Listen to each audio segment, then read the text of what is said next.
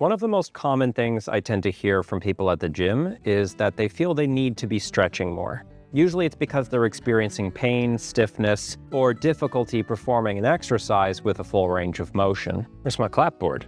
Hello? Clapboard. Excuse me. Are you stretching enough? Well, let's check in with David Goggins and see what he has to say. All right, it is 3 o'clock in the morning, and if you see here, it says 74 minutes on there. The phone actually flips over at 100 minutes, double zeros. So I've been stretching out now for 174 minutes. Well, that may just work actually. But you know what might work better? Going the fuck to sleep! Okay, how about if you're just hitting a yoga class 2 to 3 times a week? Are you stretching enough? I would personally say the answer is yes. Let's say you're like me though, and you do a little bit of yoga, but it'll be like 7-ish minutes of stretching before bed as a way of winding down. Well, personally, I would say the answer is also yes. And if you don't stretch at all, still yes. In short, in this personal trainer's opinion, stretching is nowhere near as important as you've probably been led to believe. This isn't clickbait, this isn't trolling, and I am not trying to claim that stretching is entirely useless. In this video, I'm going to try my best to walk you through the science of stretching and show you why I personally believe that stretching is seriously overrated. Quick citing of sources here, painscience.com has a short book for free on this topic. I'll put a link in the doobly-doo below, so please check that out if you would like to go into considerably more depth on this topic. So why do we stretch? Before I get into that, please hit that subscribe button so that someday I can look my cats in the eye and tell them that I matter. I know you love me unconditionally, and by unconditionally, I mean because I give you treats. It may not look like she's ashamed, but it's there. Reason number 1, warming up and improving performance. I'm going to hit this one quickly because it looks like the fitness world has mostly turned against this particular use of stretching, at least when it comes to static stretching, where you're holding a pose for 30 to 60 seconds at a time.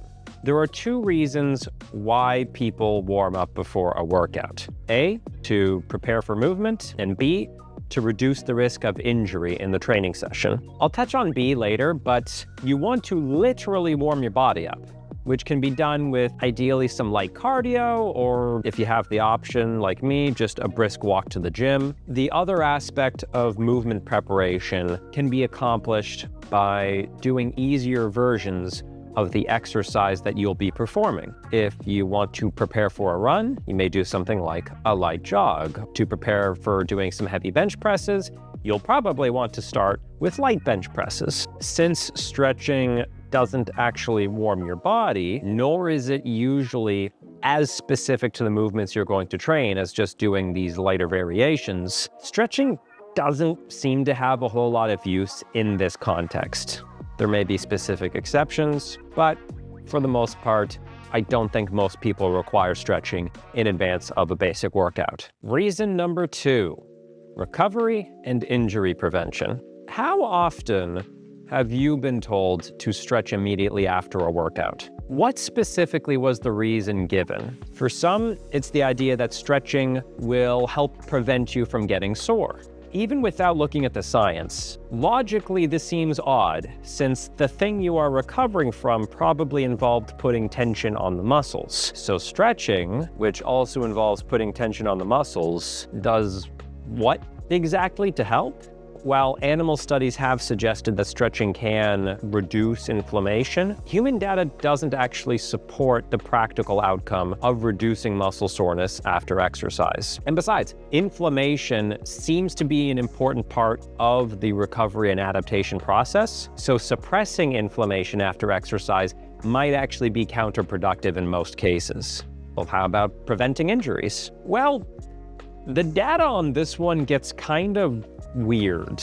For the most part, stretching itself doesn't seem to prevent injuries. However, this study from the American Academy of Orthopedic Surgeons, which featured over 2,700 runners, noted that if the runners stopped stretching before their runs, the risk of injury increased. This doesn't mean necessarily that stretching itself was preventative. If they never stretched at all and then continued to not stretch, the likelihood of injury was actually lower than the group that used to stretch before runs and then stopped. So it looks more like the variable that was at play here was the changing of their pre-run routine. So what the full scope of implications are there, I'm honestly not 100% sure on, but I would go ahead and say that it's a pretty safe assumption that if you're not currently stretching before your training, you probably don't need to start.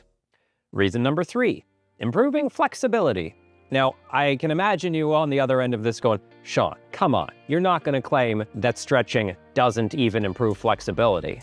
We're pretty sure that stretching does improve your flexibility. In fact, it's pretty much guaranteed, and most people who have done a program of stretching can testify that it does make you more flexible. But it's probably not doing it in the way that you imagine. One of the common assumptions about stretching is that it's actually changing the tissues involved, making your muscles, your connective tissue physically longer. As we heal, our muscles will tend to heal shorter. We want to make sure that we do that, and we do that over the course of time, because a consistent effort on our static flexibility will produce increases in length. This is where things like adding muscle fibers at length in some contexts does seem to happen. But if anything, the benefits of stretching seem primarily to be neurological. Anatomically, muscles respond to a stretch by reflexively contracting. Your body is actually trying to prevent the stretch from going too far and causing a real injury. So the stiffness that you mostly feel in a stretch is generally going to be your own muscles fighting back. And the more you practice a stretch, the more you condition your nervous system to see that range of motion as being safe. It becomes more accustomed to that stretch, and then it feels easier to achieve those positions. It also seems to increase your tolerance for the pain of a stretch. So it's not necessarily that there isn't even resistance there anymore. It's just that you're just more comfortable with being stretched. Apparently, I just hit my steps goal, all while sitting and waving my arms around. So that's great and all, but why do we want to train to improve our flexibility? This is one area where I have a personal bone to pick. My first certification as a personal trainer identified flexibility as one of the primary components of fitness, alongside strength, body composition, and endurance. The thing is, while yes, flexibility does fit into that health bucket, in part because some daily activities do require a certain degree of flexibility, the current exercise guidelines focus on the other 3 factors: strength, body composition, and aerobic capacity. They do not advocate for any stretching training whatsoever, because flexibility isn't attached to any notable health outcomes. Again, if you can put on your socks, if you can exercise with full range of motion, where do you need to take that from there? If you want to be more flexy, bully for you. But please bear this in mind. Being able to do the splits is on par in this situation with other cool feats, like being able to do a muscle up, or doing a double bodyweight squat, or assembling a ship in a bottle. It's a hobby. It's a fun pursuit, but it's not a necessary part of your health. Cat break.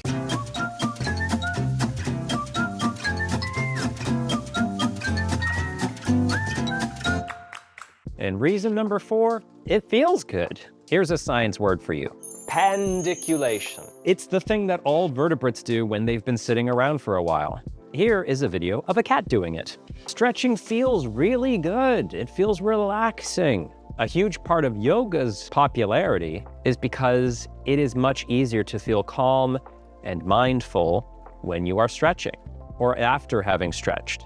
Remember, yoga is a spiritual practice, so being able to achieve that mental clarity is a huge part of it. If the reason you like to stretch is because it helps you unwind at the end of a long day, if it helps you manage your stress, keep right at it. Don't worry about any of the other stuff. And that brings me to the point that I would like to end on, which is, why do I care? Why am I making a whole video shitting on stretching? 2 words: opportunity cost. When I started training clients at a corporate gym, I had 60-minute slots for clients that usually came twice a week, and they paid handsomely for that time. So I had an obligation to make the most of it. And if I had spent any of that time having them stretch, I feel I would have done them a disservice. And this isn't because none of my clients cared about flexibility, but because we could achieve that flexibility improvement without doing any dedicated stretching. I delivered it through resistance training. Romanian deadlifts? That's a hamstring stretch. Dumbbell bench press? Pec and front delt stretch. That's a lat stretch. Heck of an upper back stretch. Flexibility and stretching are built into resistance training already. At this point, it's increasingly clear in the science that the stretched part of most of these exercises is also the best for building muscle. Stretch your muscles longer, it's the length of the partials way. Whoa! It's important to prioritize, so why not focus on the work that offers the greatest returns? With the number of options you've got for managing your fitness and the limited time that we have to work with, it's important to have a clear understanding of why you are choosing the specific things you are choosing. There are perfectly legitimate reasons to devote time to stretching. But when it comes to injury prevention, warming up, or even the actual goal of becoming more flexible, I think there are just way better things you can do with your time and energy. Because if you're going to get more flexible, you'd better also go get friggin' strong. Thanks for watching.